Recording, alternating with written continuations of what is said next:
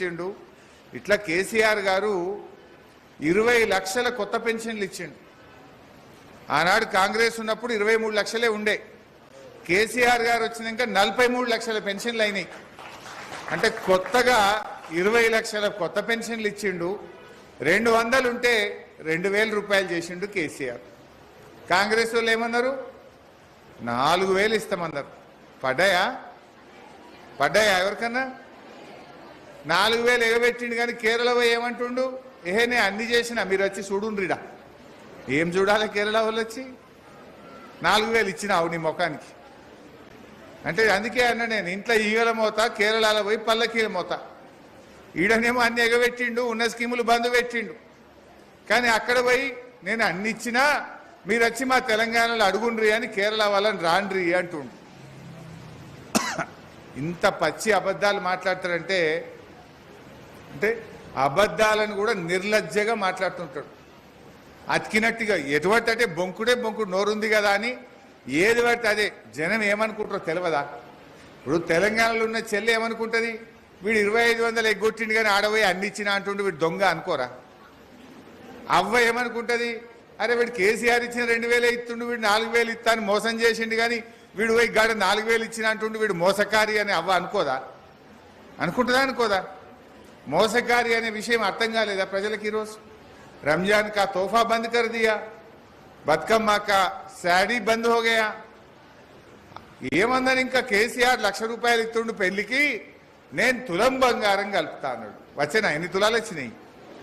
ఎంతమందికి వచ్చినాయి? అన్ని ఉత్తమ ముచ్చట్లే, అన్ని అబద్ధాలు, మాయ మాటలు చెప్పి గద్దెకెక్కిండ్రు, ప్రజల గుండెల మీద దన్నిండ్రు.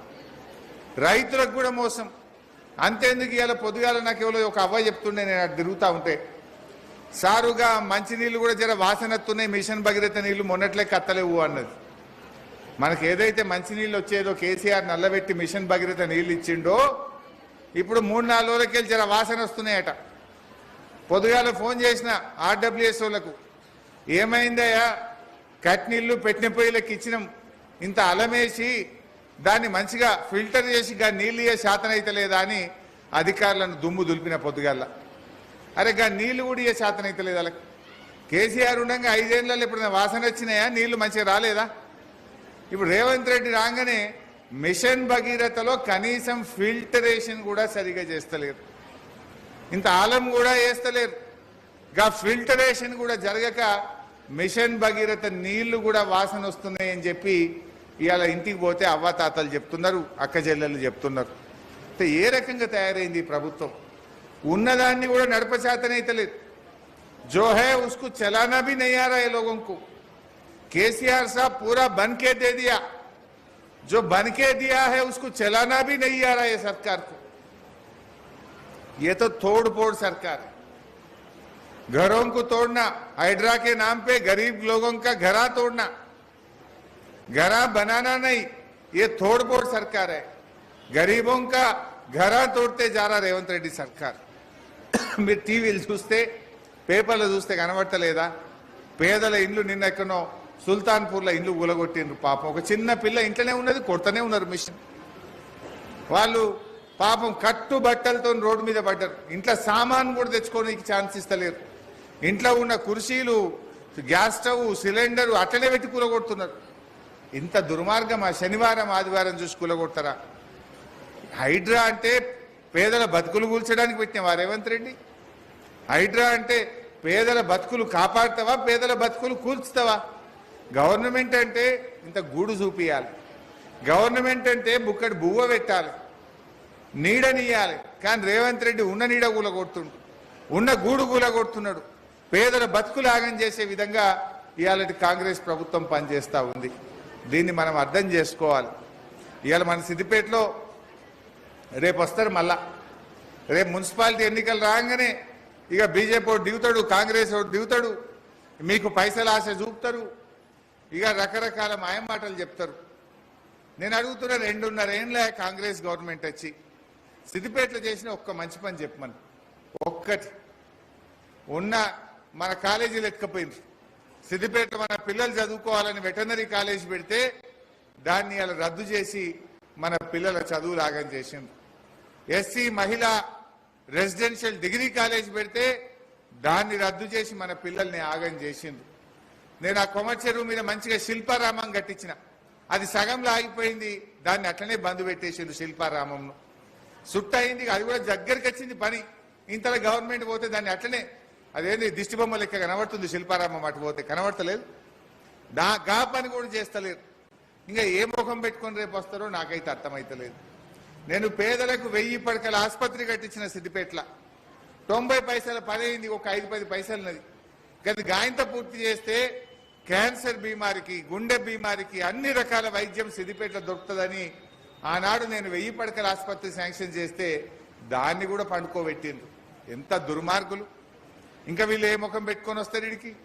ఇక బీజేపీ వాళ్ళు అయితే చేసింది ఏం లేదు, ఏమున్నా మాటలే చెప్తారు వాళ్ళు. బీజేపీ వాళ్ళు పోయి ఉతయ మాటలు. నేను కట్టలేదు, ఆ కేసీఆర్ నగర్లో మసీదుకు కట్టించిన, గుడి కట్టించిన, అమ్మవారి గుడి కట్టించిన, రాములవారి గుడి కట్టించిన, ఆంజనేయ స్వామి గుడి కడతా అంటే కూడా ఓకే అన్న. దేన్ని కాదన్నా, చర్చి కట్టుకుంటామంటే ఓకే అన్నా, మసీదుకు ఓకే అన్నా, గుడి కడతామంటే సాయం చేసిన. దేనికి చేయలే నేను? అసలు మన కేసీఆర్ నగర్ లాంటి నగర్ ఎక్కడన్నా ఉంటుందా ఎక్కడన్నా? అరే మీరు ఏది అడుగుతుంది, ఆడ దుకాన్లు దొరికాయంటే దుకాన్లు పెట్టినా, దవాఖాన కావాలంటే దవాఖాన పెట్టినా, పోలీస్ కమాండ్ కంట్రోల్ రూమ్ పెట్టమంటే పోలీస్ టవర్ కట్టించిన, పిల్లలకు స్కూల్ లేదంటే స్కూల్ పెట్టినా, అంగన్వాడీ లేదంటే అంగన్వాడీ పెట్టినా, రేషన్ షాప్ కావాలంటే రేషన్ షాప్ పెట్టినా, లైట్లు కావాలంటే లైట్లు, పిల్లలు చదువుకుంటారు లైబ్రరీ పెట్టు అంటే లైబ్రరీ పెట్టినా. మొన్న పాల సాయిరామ్ వచ్చి అన్ని మంచిగా ఉన్నాయి కానీ ఒక్కట్లేదన్నా అన్నాడు. ఏంటిదిరా తమ్మి అన్న, మాకు బాల వికాస వాటర్ ప్లాంట్ కావాలి అన్నాడు. ఇప్పుడు అది కూడా ఒక రేపో మాపో వారం 10 రోజులు అది కూడా చాలు చేస్తా. మనం ఒక సొంత ఇల్లులాగా, ఒక సొంత కుటుంబంలాగా మనం పనిచేసుకుంటున్నాం. రేపు మళ్ళీ ఎవడో హైదరాబాద్కి వెళ్ళి బీజేపీ వాడు కాంగ్రెస్ వాడు రాగానే ఆగమవుతారా? మరి పైసలు ఇవ్వగానే తీసుకుంటారా? ఆగమైతే మాయమి. సొంత అన్నలాగా, తోబుట్టులాగా, మీ ఇంట్లో ఒక కుటుంబ సభ్యుడిగా, మీ తమ్ముడిగా, మీ అన్నగా ఏ కష్ట సుఖాల్లో మీకోసం పనిచేసినాం కదా. దయచేసి ఎప్పుడైనా మన సిద్దిపేట రాష్ట్రానికి ఆదర్శం, దీన్ని ఇట్లే కాపాడుకోవాలి మనం. మన గౌరవం, మన ప్రతిష్ట వాళ్ళు ఓర్వలేకపోతున్నారు కాంగ్రెస్ వాళ్ళు. వాళ్ళ కళ్ళమంట సిద్దిపేట అంటే కళ్ళమంట రేవంత్ రెడ్డికి. దీన్ని ఎట్లన్నా ఖరాబ్ చేయాలి, వీళ్ళకి బాగా పట్టున్నది అనుకుంటారు. దీన్ని మనం కాపాడుకోవాలి. మనకు అన్యాయం చేసిన కాంగ్రెస్ కు, రేవంత్ రెడ్డికి, ఈ బీజేపీ వాళ్లకు మీరందరూ గుణపాఠం చెప్పాలని చెప్పి నేను కోరుతా ఉన్నా. ఈరోజు మరి పార్టీలో చేరిన తమ్ముళ్ళందరికీ పేరు పేరున స్వాగతం, సుస్వాగతం. జై తెలంగాణ. ఈరోజు మన బీజేపీ పార్టీని వీడి దొంతుల సురేష్ గారి ఆధ్వర్యంలో జరుగుతున్న ఫస్ట్ దొంతుల సురేష్ గారు స్టేజ్ పైకి వచ్చి కనుగొట్టుకోలే. అదే అతనితో వచ్చిన లత, బీజేపీ మహిళా నాయకురాలు, జిల్లా మహిళా ఉపాధ్యక్షురాలు స్టేజ్ పైకి రావాలి. మహేష్, అలాగే కిరాక్ దాసరి, ప్రశాంత్,